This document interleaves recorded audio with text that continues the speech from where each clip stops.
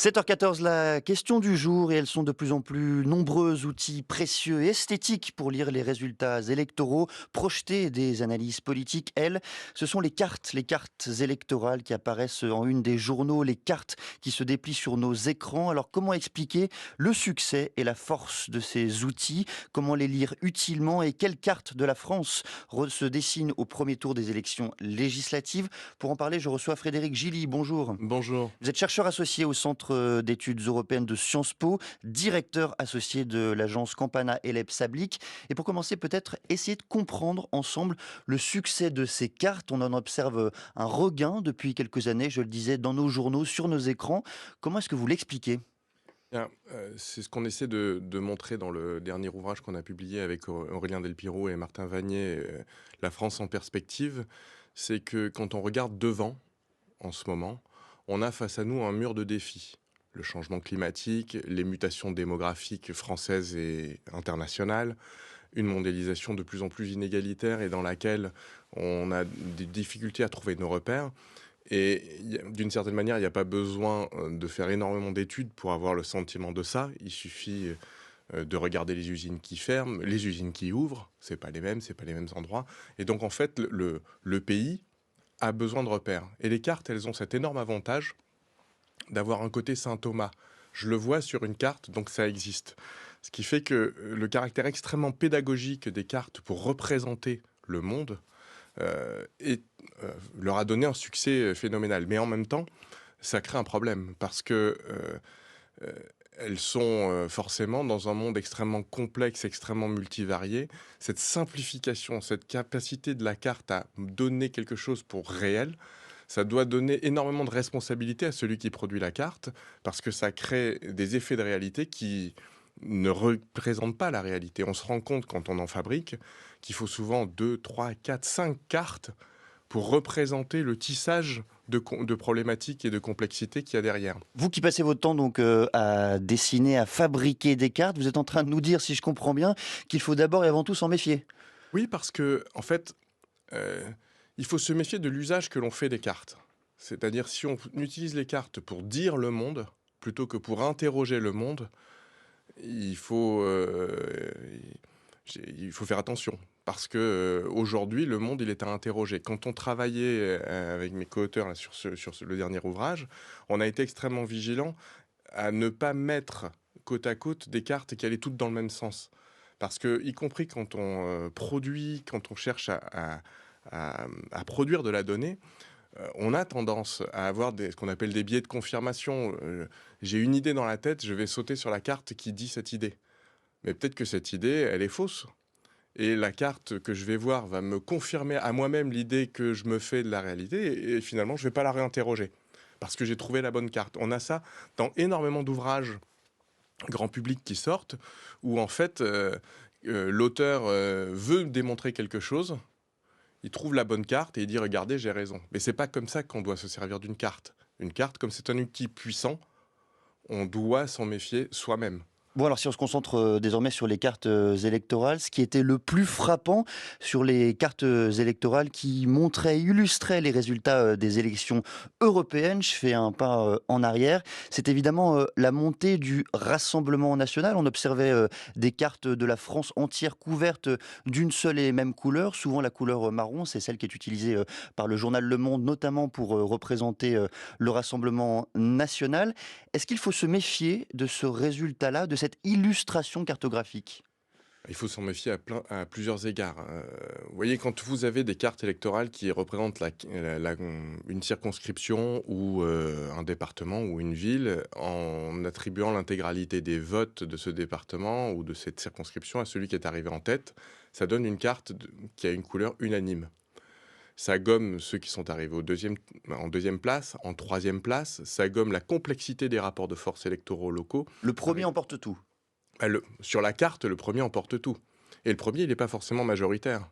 Vous aviez eu comme ça, au second tour des présidentielles 2017, je me souviens, une carte qui montrait une France unanimement jaune. À l'époque, c'était la couleur utilisée pour Emmanuel Macron. Il avait gagné tous les départements sauf un, et toutes les régions. Mais en fait, ça gommait le fait que, il avait bénéficié d'un front républicain à l'époque, que, lui-même ne représentait en réalité que 20 des inscrits du pays.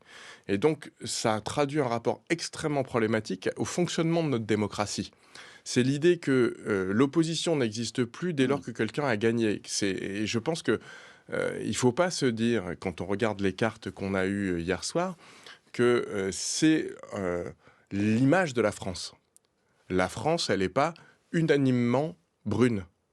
La France, elle est quand on regarde les rapports de force un peu partout, le RN ne fait d'ailleurs que, je ne sais plus combien exactement, une cinquantaine de députés élus au premier tour. C'est énorme évidemment et il ne faut pas le nier. Mais ça ne veut pas dire que, la France est unanimement brune. En revanche, et je vais revenir là-dessus, mais, je me souviens, j'avais fait un petit papier dans Le Monde en 2015, au moment des régionales, où il y avait déjà eu un premier appel au Front républicain dans 2 régions, Hauts-de-France et PACA. Au premier tour, tout le monde avait conclu, il y a une vague bleu marine sur la base des cartes. Et les chiffres ne disaient pas de vague bleu marine. Là, les chiffres d'hier soir, ils disent la vague Rassemblement national, indubitablement. Parce que quand vous creusez derrière les cartes, vous avez c'est pas 1 ou 2 points qu'il y a d'écart dans l'Indre, dans la Nièvre, dans la Dordogne, etc. C'est 12 à 15 points d'écart. Donc là, la carte, sur certaines circonscriptions, la carte, je dirais, ne ment pas, ou ne ment pas trop. C'est pas 2 points d'écart et qui sont niés. En revanche, ce que ça ouvre derrière, c'est la question du Front républicain. Et ce dont on s'était rendu compte dans la région Hauts-de-France et dans la région dans la région PACA en 2015, tout le monde avait unanimement salué un front républicain au second tour avec une baisse de l'abstention, etc. Et en fait, au second tour, la baisse de l'abstention, elle avait encore profité à Maréchal Le Pen et à Marine Le Pen. Donc il va falloir se méfier extrêmement de comment est-ce Mmh. que on analyse les chiffres ce soir, enfin ce matin, et dans la semaine, parce que les effets de regroupements électoraux vont pas de soi. Ce que tend peut-être à montrer cette carte, la carte d'hier soir des résultats électoraux, avec certitude cette fois, c'est que le vote du Rassemblement national est bien devenu un vote national, au-delà de quelques bastions auxquels il était circonscrit par le passé. Tout à fait. Il y a 2 éléments. Il y a d'une part, le Rassemblement national est présent partout et de ce point de vue-là, il bénéficie complètement de l'effondrement du vote, républicain. Si vous regardez le vote républicain aux 5 derniers scrutins, c'est un vote national, puis c'est un vote avec 5-6 bastions en Vendée, Basse-Normandie, dans le sud du Massif central. Vous dites le vote républicain, c'est le vote les républicains. Les républicains, oui. Et puis en fait, ils perdent petit à petit les bastions. Et là, aujourd'hui, ils sont qualifiés dans une vingtaine ils arrivent en tête dans une vingtaine de départements et c'est de circonscriptions, pardon. Et c'est éparpillé façon puzzle. Il n'y a plus de parti les républicains. En revanche, le Rassemblement national arrive en tête dans 300 circonscriptions à peu près, et c'est assez équitablement réparti sur le territoire national. En revanche, si vous regardez les endroits où ils sont élus au premier tour, c'est intéressant de voir que le Rassemblement national est élu au premier tour dans une cinquantaine, je crois, de circonscriptions, essentiellement dans le nord-est et un peu sur le pourtour méditerranéen. Donc c'est en gros là où ils avaient leur bastion précédemment. Le nouveau Front populaire est élu au premier tour, pareil, dans une trentaine de circonscriptions. Et il y a un effet de carte, c'est-à-dire quand vous regardez la carte de France de où sont les circonscriptions dans lesquelles le Rassemblement national et le Front populaire sont élus au premier tour, vous ne voyez pas les circonscriptions du Front populaire. Parce que ce sont de toutes petites circonscriptions urbaines. C'est le centre de Toulouse, c'est la banlieue de Nantes, c'est la banlieue parisienne. Et donc en fait, quand vous regardez la carte de qui sont les députés élus au premier tour, vous avez l'impression qu'il n'y a que des députés Rassemblement national. Ils sont 40, mais on les voit bien.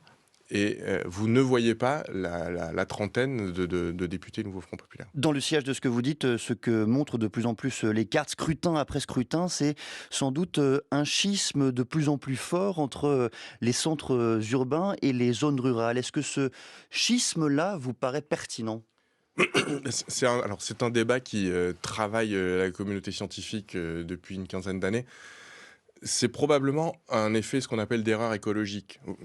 Un exemple même de ce dont je parlais tout à l'heure. Vous le voyez sur la carte, donc vous vous dites, bah, les centres urbains, on le voit, ils sont rouges, et les zones rurales, on le voit, elles sont brunes.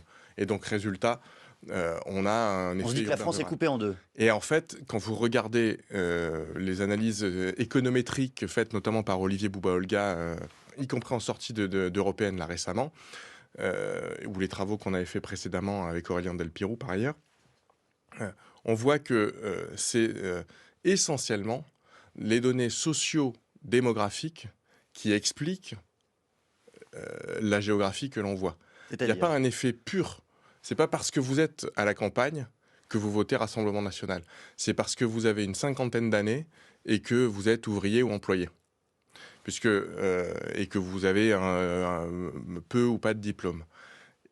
Le fait de corriger, de tenir en compte, de prendre compte de la structure socio-démographique de la population annule complètement l'effet urbain-rural ou quasiment. C'est-à-dire que voilà, si vous prenez un ouvrier peu qualifié d'une cinquantaine d'années dans une ville ou à la campagne, il n'aura pas une probabilité plus ou moins importante de voter Rassemblement national ou Front populaire. Les variables socio-économiques sont donc bien plus fortes que les variables géographiques ou les données de localisation. Est-ce qu'en retour, la dichotomie classique, cette autre dichotomie entre centre et périphérie, celle-ci est pertinente? Bah, je dirais que c'est un petit peu le même effet. Là où, en revanche, il y a un effet sur la réalité, c'est que quand vous avez une telle dichotomie dans la réalité objective, qui n'est pas liée au fait d'être urbain ou rural, vous avez en conséquence des structures de partis, des structures associatives qui ne sont plus présentes dans le territoire, et à la fin, ça produit de la déréliction politique et sociale.